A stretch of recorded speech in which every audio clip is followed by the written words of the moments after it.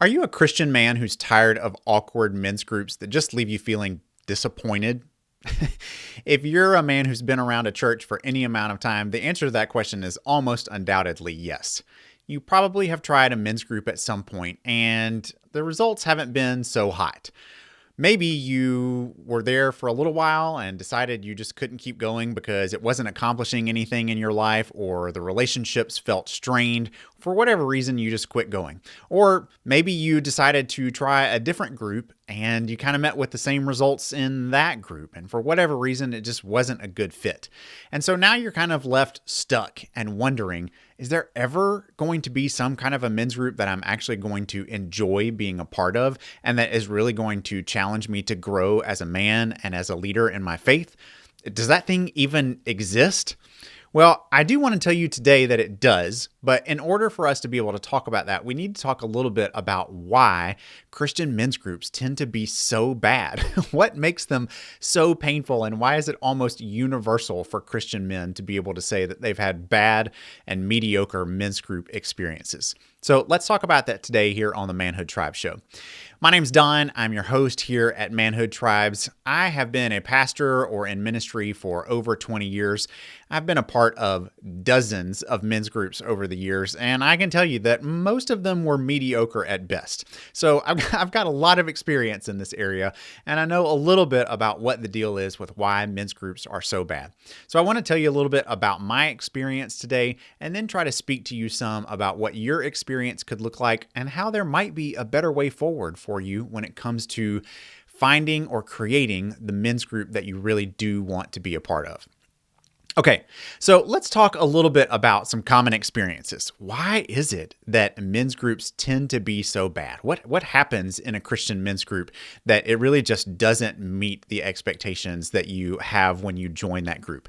Maybe you're hoping for that real kind of deep, strong brotherhood that you've heard pastors talk about, or you've heard mentioned at men's conferences, or, just like read about in a men's book or heard about from somebody else. And you think, gosh, I really want that. And that's what you show up to a men's group hoping you're going to find. And then lo and behold, it's kind of anything but that, right? It might be a few different things that could happen to you in that group experience. One could be that the guys are just inconsistent in their attendance. You got a couple guys that show up regularly, but there might be 8 guys on the roster who maybe only show up once a month. And so it becomes really difficult to actually have meaningful conversation because you don't have meaningful friendships with each other. You barely know the guys in the group because they don't show up with any kind of consistency. There's a reason they don't show up with any kind of consistency, but we'll get to that in a minute. Another thing might be that the group becomes really content heavy. So in the name of trying to make sure that you have something to do each week at your group, or however often your group meets, your group leader might select a book or a book of the Bible or some other kind of study method that you as a group are going to go through. And what's required of everybody is that you read the certain amount of material before you come. Maybe there's some homework or questions that you're supposed to answer. And then when you get together, you spend your time talking about your answers to those questions and just kind of hearing from each other on what that reading and studying experience was like. But more often than not, very few guys in the group actually follow through on that reading and studying experience. Why is that? Guys don't love reading and studying, right? We kind of know this from our culture. And yet most of our men's groups are very focused on reading and studying material. We do a lot of content in Christian men's groups that require men to do things that they just don't naturally enjoy, don't feel like they have time for, and have a hard time carving out space in their schedule to make a priority of that. So it leads to less than effective meetings together because not everybody's done the homework. The discussion around the content feels a little lopsided because a couple guys are doing all of the talking and very few of the other guys are because they just feel insecure about chiming in when they haven't read or done any of the questions ahead of time. So it just gets difficult. The content method can be really hard to be able to pull off. You've got to have a really committed group of guys who actually enjoy and have time for reading and studying. Most guys simply don't. So one other thing that can happen is that because your leader has maybe decided, hey, we're not going to go the content route, and you're just going to keep it kind of casual and conversational, but what ends up happening is that it just stays very surfacey. When guys get together and the focus is on conversation, they don't really know what to do because conversation isn't really the place where most men start.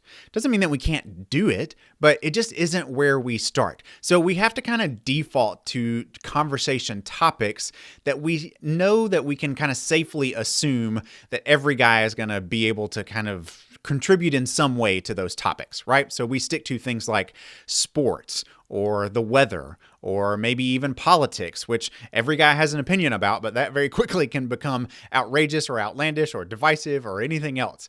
And so it just becomes really difficult to know, well, how do we create conversation that's actually meaningful and accomplishing some good in the group dynamic? And instead, it just tends to stay surfacey and never really gets to a place where growth or transformation is happening. You don't really develop any kind of sense of deep bond or brotherhood among the men in the group. And so you're just kind of, again, left feeling disappointed that the group isn't living up to your expectations. It's not being what you hoped it would be when you started out with that group in the beginning. And you're just kind of feeling frustrated. You're kind of feeling like, what's the point of this? Maybe you stop coming, or maybe your attendance becomes really inconsistent because of that very reason. This thing isn't doing for you what you thought it was going to do, and it becomes really hard for guys to continue to show up to something that doesn't bring real value in their lives. I had a mentor at one point in time in my life that shared with me, men vote with their feet. And what he meant by that was exactly what I just said. Men show up to things that bring and add value to their lives.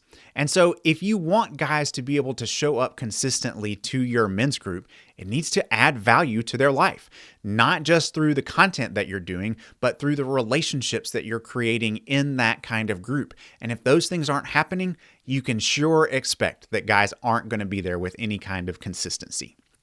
So, why is that? Why, if those things are kind of commonly known and we all can recognize that those patterns aren't great, why do they keep happening? What's the deal there? Well, here's what I want to kind of pull back the curtain on for you and reveal a little bit of secret about the way that church groups in general tend to work and how they're built. So church groups, whether they mean to or not, tend to be built on the felt needs of women. And so here's what I mean by that. When churches think about how to put a group together, they tend to put a group together based around the ways that women connect with each other, not the ways that men connect with each other. And that's because the original group model was probably built around the idea of having co-ed groups. It was mostly for couples or for something that looked more like what a Sunday school class used to look like. It was just for mixed gender or anybody that wanted to show up. But the way that women tend to connect is really different than the way that women tend. But the way that women tend to connect is really different from the way that men tend to connect. Women tend to connect around a few things. The first place that they go for connection is just simply social interaction. Most women are pretty good at showing up to a group of women and being able to interact conversationally and socially with the other women around them. They find things to talk about. They are naturally more social than we as men are. And so that just kind of social presence with each other is something that women, for the most part, not all women, but most women tend to be drawn to. They like social interaction. They like being together just for the sake of being together.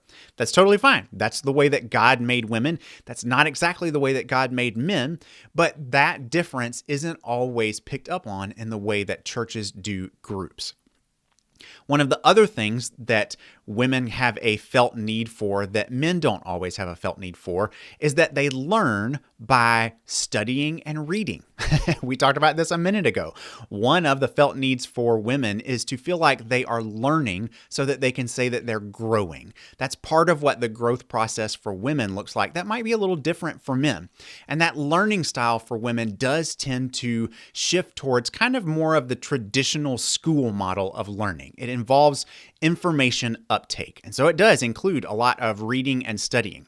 Now, in a group setting, reading and studying for women can also be something that helps them with social interaction. They enjoy being together and talking about the things that they have read or that they have learned. This is also why book clubs are more popular for women than they are for men. It's because women enjoy that style of learning and that style of interaction. So you can naturally see that these things put together are a lot of the ways that church groups are built. They're built the ways that women connect. And so it's no surprise that there are more women involved in groups than there are men, and definitely more women's groups than there are men's groups, probably in your church. Lastly, one of the things that I'll say about women versus men is that women tend to connect deeply around emotion. So if the point of all of that social interaction and that learning style through reading and studying is to push women towards growth, one of the ways that they experience that kind of growth is by experiencing emotion around something that helps them see where they need to grow.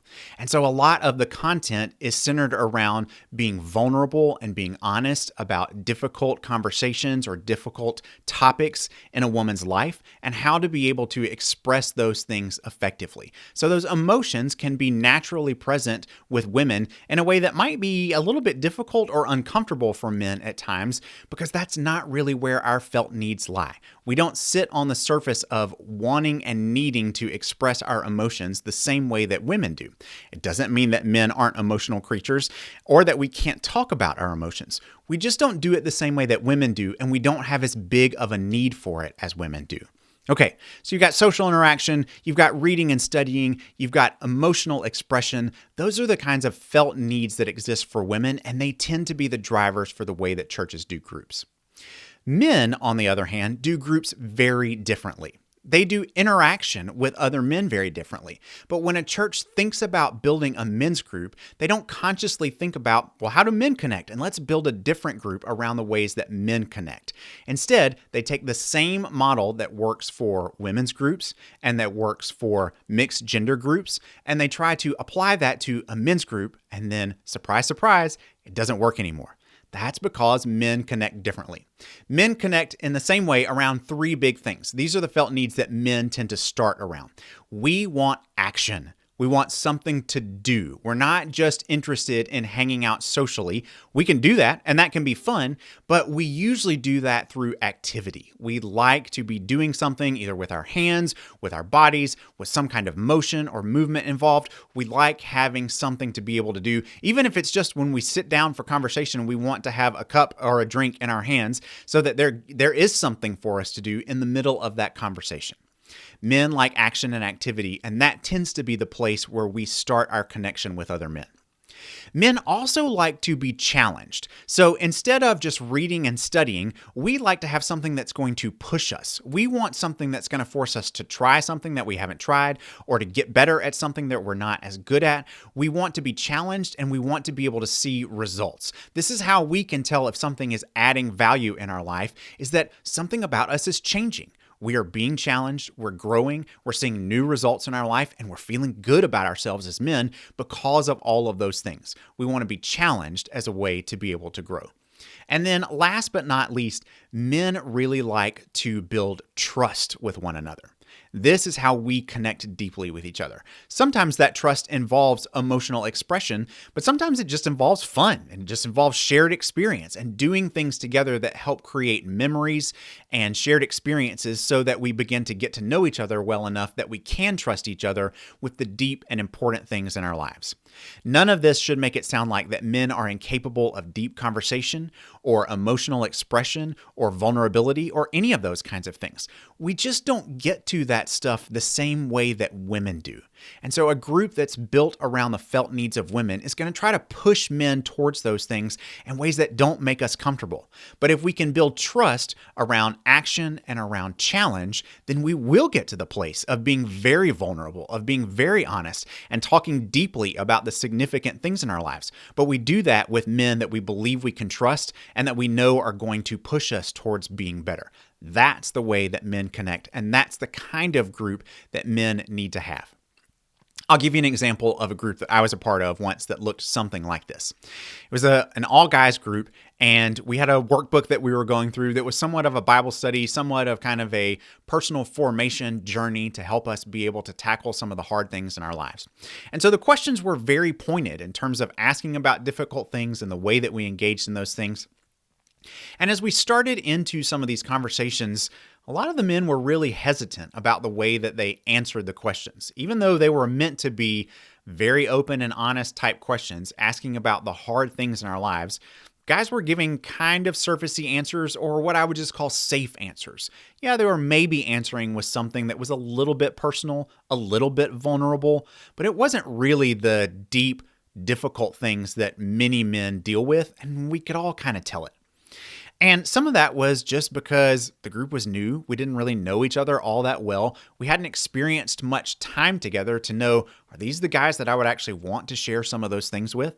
And then finally, after about the fourth or fifth week that we were a part of the group, one of the guys, not even the guy who was the leader, but one of the guys really opened up. He started sharing about a story of how he was relating to and dealing with his wife in the midst of what he had just found out was terminal illness on her part, and coming to grips with the reality that he was going to lose his wife, maybe in the very near future, but certainly within the next few years. And what that was looking like and feeling like for him was really, really difficult.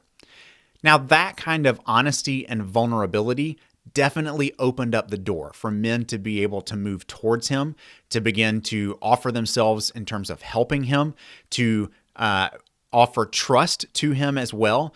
And you started to see other guys sharing things of significance in the group also in light of what that man had shared. It took somebody kind of breaking the ice with the vulnerability piece to be able to get there, but guys do get there. We can talk about those things. We just need some structure and some framework and some trust built in order to be able to get to that place eventually. And that's what it took in this group. And then that group ended up being a really significant men's group where some healing took place, some transformation took place, but it also was a group that came to an end. And after probably 12 or 15 weeks, that group no longer met together. And it was okay that we had a significant impact on each other's lives for a few weeks there, but it wasn't meant to be something that was going to last a lifetime. That, I think, can be the hard part for guys who are really looking for an opportunity to build lasting relationships, where that kind of trust and vulnerability means something not just for a few weeks or for a few months, but might mean for a lifetime. You might be developing those kinds of brothers who are men that you can really trust indefinitely and walk together with in doing life and sharing the hard things and challenging one another and pushing each other towards being the best men that you can be. If you're looking for something like that, if you've been a part of men's groups in the past and just kind of felt like, man, I have been disappointed so many times with this experience, but I really do believe there is a way to get to that, I want to say to you that there is. The hard part is that you're not going to find it. You're going to have to build it. There just aren't men's groups out there that are like this, waiting for you to just show up at their door. If you want a men's group like that, you're going to need to build it. And so I want to offer to you a program that I do called Build Your Own Tribe, which will help you to be able to assemble a group of men and to transform them into one of the best men's groups ever. This will be the experience that you're absolutely looking for. And if you're interested in being part of that, just head over to manhoodtribes.com, schedule a call with me, and I'd love to talk to you about whether starting your own tribe is the right next step for you. Okay, let's wrap up here at the end by just talking a little bit about what that kind of group can look like and what it can do in your life if you're a part of a tribe like that. Men are still really hungry for brotherhood. This isn't a desire that has gone away because God has hardwired us for that. He wants us and has designed us to connect with other men in terms of that deep sense of camaraderie and brotherhood. But getting there is going to take some work. It takes some intentionality, it takes some design, and it takes some know-how for being able to create that. You're not likely to show up to a church men's group and see that happen unless you happen to find the church leader who just knows a lot about the way that men connect and has designed a group to be able to do that. There's very few men who know what that kind of group looks like and how to be able to do it. So I want to encourage you that you can be a part of a group like that. It is possible, and when you're part of a group like that, it can change everything about your life. It will level up all of your relationships. It will improve the way that you relate to God. It will improve your physical health, your finances. It will improve your hobbies. It will improve your relationships to your wife and to your kids if you have those in your life. You will become a better friend. You'll become a better man overall. All of those, I know, are the things that you're really hoping for. You're hoping to find a brotherhood that can be able to do all of that for you and with you. I just want to challenge you to say you're not likely to find it. That kind of brotherhood really doesn't exist much in our culture anymore, but it is possible to create it. And I would love to be able to show you the way. Okay, as we wrap up, guys, I want to encourage you to post something in the comments down below. Let's make this a fun one. Just post something about what's been one of your most challenging men's group experiences ever. Tell a good story. Tell something about how you have struggled or been a part of a group that wasn't so great and why it wasn't so great and what you feel like you missed out on because of that experience. And let's just have a good laugh over all the ways that our men's groups haven't lived up to what we want them to be. All right. I look forward to reading and engaging with your comments, and I will see you next time here on the Manhood Tribe Show. Talk to you then.